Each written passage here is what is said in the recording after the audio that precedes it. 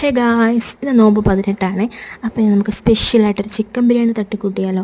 ആദ്യം ചിക്കനൊക്കെ കഴുകി നല്ല വൃത്തിയാക്കി വെച്ചിട്ട് നല്ല മസാല മാരിനേറ്റ് ചെയ്ത് വെക്കണം.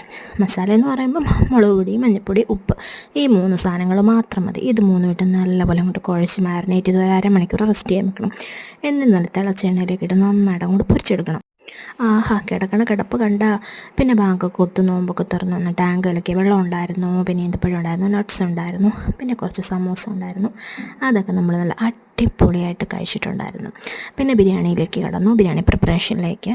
ബിരിയാണി വെക്കാൻ എല്ലാവർക്കും അറിയാമല്ലോ, പ്രത്യേകിച്ച് പറയേണ്ട ആവശ്യമൊന്നുമില്ല. അതാ കണ്ടോളൂ, ഇതൊക്കെയാണ് പ്രിപ്പറേഷൻസ്. ഇന്ത്യ ഗേറ്റിൻ്റെ അരിയായിരുന്നു. അപ്പോൾ അതൊക്കെ വെച്ചിട്ട് നമ്മൾ നല്ല അടിപൊളി ഒരു ബിരിയാണി തട്ടിക്കൂട്ടെടുത്ത് ദമ്മൊക്കെ ഇട്ടു. അങ്ങനെ ഒരു 10 മണിയൊക്കെ ആയപ്പോഴത്തേക്കിനും നമ്മൾ ചോറ് കഴിക്കാനിരുന്നു.